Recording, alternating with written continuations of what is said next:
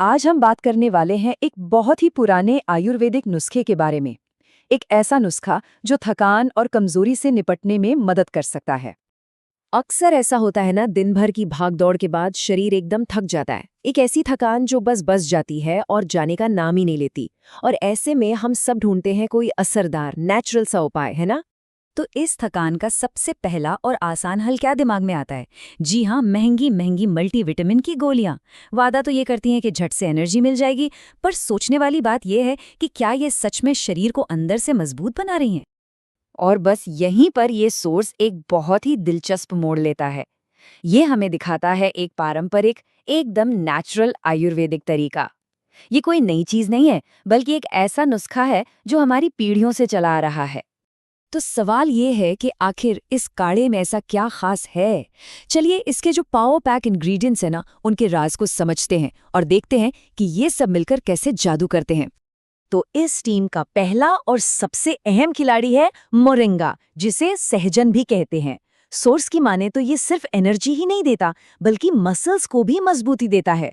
और तो और शरीर का जो डिफेंस सिस्टम है ना, यानी हमारी इम्यूनिटी, उससे भी तगड़ा बना देता है। अच्छा, इसे और पावरफुल बनाने के लिए साथ में आता है अश्वगंधा। ये तो एक बहुत ही जानी मानी जड़ी बूटी है जो सीधे स्ट्रेस पर काम करती है और स्टैमिना यानी सहन शक्ति को भी बढ़ाती है। मतलब ये सिर्फ शरीर की ही नहीं, बल्कि दिमागी थकान से लड़ने में भी मदद करती है। और इस कमाल की तिकड़ी को पूरा करती है दालचीनी। इसका काम क्या है? ये ब्लड सर्कुलेशन को बेहतर बनाती है, जिससे शरीर में एनर्जी का लेवल एकदम स्टेबल रहता है, ऊपर नीचे नहीं होता। तो कुल मिलाकर ये तीनों चीजें शरीर को एक बैलेंस्ड और लंबे समय तक टिकने वाली ताकत देती हैं। अब ये सुनने में तो बड़ा असरदार लग रहा है, लेकिन सवाल ये है कि क्या इसे बनाना भी उतना ही आसान है? जवाब है जी हाँ, बिल्कुल। चलिए फटाफट देखते हैं कि इसे घर पर कैसे बना सकते हैं। सच कहूं तो इसे बनाना चाय बनाने जितना ही सिंपल है। देखिए, बस 1 गिलास पानी उबालना है, फिर उसमें डालिए 1 चम्मच मोरिंगा पाउडर, आधा चम्मच अश्वगंधा और आधा चम्मच दालचीनी पाउडर। अच्छे से मिला दीजिए। अब इसे करीब 10 मिनट तक धीमी आंच पर उबलने दीजिए, ताकि सभी चीज़ों का असर पानी में आ जाए।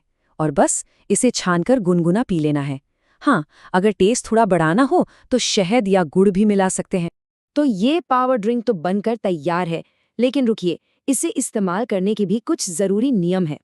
देखिए, कोई भी पावरफुल चीज़ हो, उसे सही तरीके से इस्तेमाल करना बहुत ज़रूरी होता है।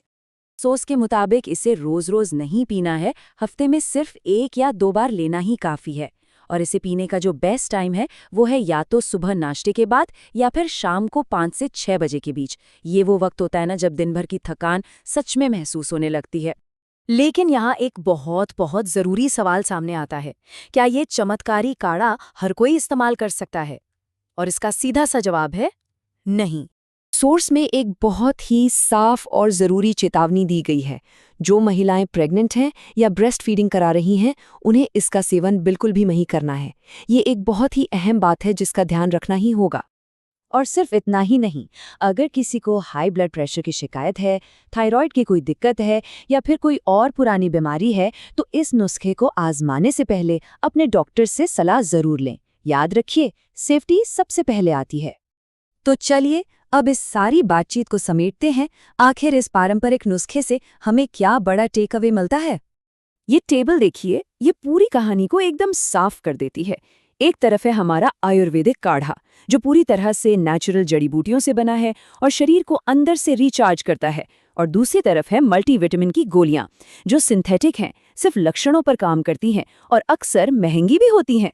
तो ये सिर्फ एक ड्रिंक नहीं है, ये सेहत को देखने का एक पूरा नजरिया है। जैसा कि इस सोर्स में भी कहा गया है, एक शक्तिशाली प्राकृतिक उपाय जो शरीर को भीतर से रिचार्ज करता है।